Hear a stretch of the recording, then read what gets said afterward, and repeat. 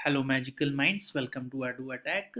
Companies act 2013 में section 447 बात करता है पनिशमेंट फॉर फ्रॉड्स के लिए कि अगर कंपनी में कोई फ्रॉड होता है तो क्या पनिशमेंट दिया जाएगा जो डिफॉल्ट होल्डर्स हैं और जिन्होंने फ्रॉड्स किया है। तो ये सेक्शन जो है एग्जाम के पॉइंट ऑफ व्यू से काफ़ी इंपॉर्टेंट है, कंपनीज के हिसाब से भी काफ़ी इंपॉर्टेंट है, क्योंकि इसमें काफ़ी हैफ्टी पेनल्टी, हैफ्टी फाइन है जो कि कंपनी कोई नज़रअंदाज नहीं कर सकती, और वो उस इस सेक्शन 447 से हमेशा कंपनी बचना चाहती है। कोई कंपनी नहीं चाहेगी कि उसके ऊपर सेक्शन 447 अप्लाई हो। कंपनीज एक्ट 2013 में सेक्शन 447 दिया हुआ है, बट सेक्शन 447 में गवर्नमेंट को कुछ लगा कि कुछ चेंजेस करने की ज़रूरत आ पड़ी है एज टाइम के अकॉर्डिंग।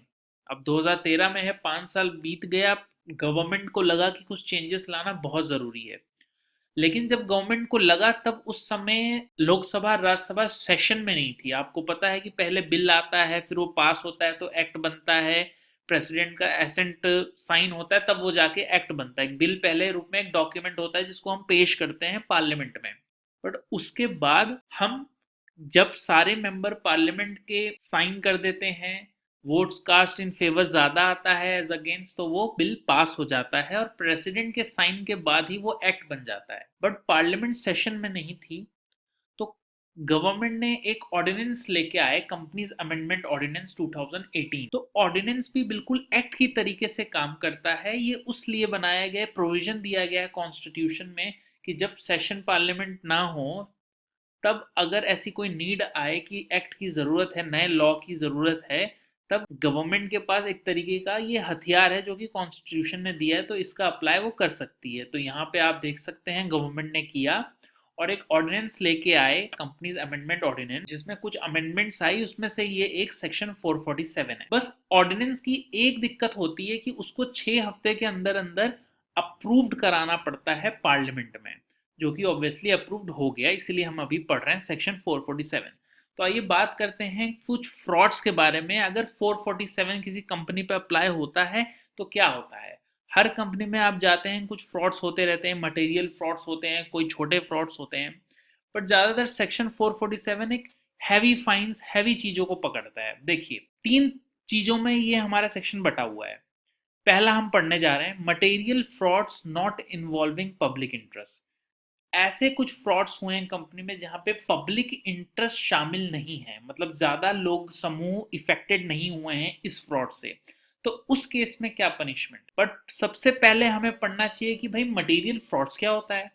तो material frauds are the frauds involving an amount of at least 10 lakh rupees और 1% of the turnover of the company whichever is lower. अगर कोई फ्रॉड हुआ है जिसकी अमाउंट फ्रॉड में 10 लाख रुपीज है, नहीं तो उसका सेल्स कितना है पूरे साल में, टर्नओवर जिसे हम कहते हैं, उसका 1% निकालिए या 10 लाख, देखिए उन दोनों में से जो कम है उसे हम मटेरियल फ्रॉड्स मानेंगे। मटेरियल फ्रॉड्स अगर होता है जिसमें पब्लिक इंटरेस्ट शामिल नहीं है, तो हमारे पास 2 केस हैं। पहला तो भाई साहब को जेल होगा, कंपनी के डायरेक्टर को जेल होगा, जो भी की मैनेजरियल पर्सोनल हैं, कंपनी के ऑफिसर्स हैं, उन सब पे केस होगा, जिसके तहत इम्प्रिजनमेंट हो सकता है और हेफ्टी फाइन देने की जरूरत पड़ सकती है। तो इम्प्रिजनमेंट कितना होगा, फाइन कितना होगा उस केस में जब मटेरियल फ्रॉड्स पब्लिक इंटरेस्ट शामिल नहीं है। तो पब्लिक इंटरेस्ट शामिल नहीं है, इसका मतलब है कि कुछ रियायत दी जाएगी, फाइन में कमी होगी, कुछ सजा में कमी होगी। तो सेक्शन कहता है कि इम्प्रिजनमेंट फाइन दोनों होगा, और इम्प्रिजनमेंट होगा नॉट लेस देन 6 मंथ्स। भाई जेल होगी लेकिन 6 महीने से कम की नहीं होगी। अगर आपको सेक्शन 447 अप्लाई होता है किसी कंपनी में, तो जो कंपनी के ऑफिसर्स हैं, जो कि सेपरेट लीगल एंटिटी का फायदा उठा के पीछे छुपे हुए थे, वो हम हटा के हम ऑफिसर्स को ही सजा दिएंगे। क्या देंगे कि जेल होगी नॉट लेस देन 6 मंथ्स की, मतलब एटलीस्ट 6 महीने की सजा हो सकती है। अगर एटलीस्ट 6 महीने की हो सकती है, तो भैया ज्यादा से ज्यादा कितने साल की हो सकती है। तो उसमें लिखा है सेक्शन में, may extend to 10 years. Maximum 10 साल की सजा हो सकती है और कम से कम 6 महीने की सजा हो सकती है। एंड लिखा है सेक्शन में, मतलब इम्प्रिजनमेंट के साथ फाइन देना ही पड़ेगा। अगर और होता तो ऑप्शन होता, लेकिन यहाँ पे एंड है। फाइन कितना, not be less than the amount involve in the fraud, मतलब जितने का कंपनी के ऊपर फ्रॉड का इल्जाम है उसको उतने का पेमेंट तो करना ही पड़ेगा। सेक्शन कहता है not be less than the amount involve in the fraud. Suppose अगर 2 लाख का फ्रॉड किया है तो एटलीस्ट 2 लाख तो देना पड़ेगा। लेकिन सेक्शन एक और बात कहता है कि may extend to 3 times the amount involve in the fraud. लेकिन मैक्सिमम फाइन कितनी हो सकती है? सपोज 2 लाख का फाइन किया तो कम से कम 2 लाख तो पे करना ही पड़ेगा, और जज के ऊपर है, अगर वो चाहे तो आपको इस सेक्शन का पूरा यूज करके एक्सटेंड टू 3 टाइम्स, मतलब 2 3 जा 6 लाख का भी आपके ऊपर फाइन लगा सकता है। सपोज आप किसी कंपनी ने 10 करोड़ रुपए की कोई ऐसी फ्रॉड कर दिया है जो कि एक मटेरियल फ्रॉड है और सेक्शन 447 के अंदर आ गया है, तो उस केस में उस 10 करोड़ कम से कम फाइन तो उसको देना ही पड़ेगा। और ज्यादा से ज्यादा कितना दे सकता है? 10 करोड़ का 3 × 3 तो 30 करोड़ रुपए।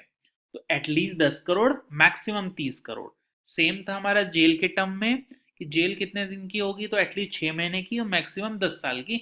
वो जज के ऊपर है, वो आपको सेक्शन का इसमें लिमिट्स बताई गई हैं, वो आपको इसके बीच में भी रख सकते। आइए अब हम दूसरे फ्रॉड की तरफ चलते हैं जहां पे पब्लिक इंटरेस्ट शामिल है। मतलब यहाँ पे किसी कंपनी ने ऐसा फ्रॉड कर दिया है जहाँ पे पब्लिक इंटरेस्ट है, ज्यादा लोग इफेक्ट हुए हैं। बहुत बड़ी बात है, इसके लिए एक्ट में हेफ्टी पनिशमेंट है।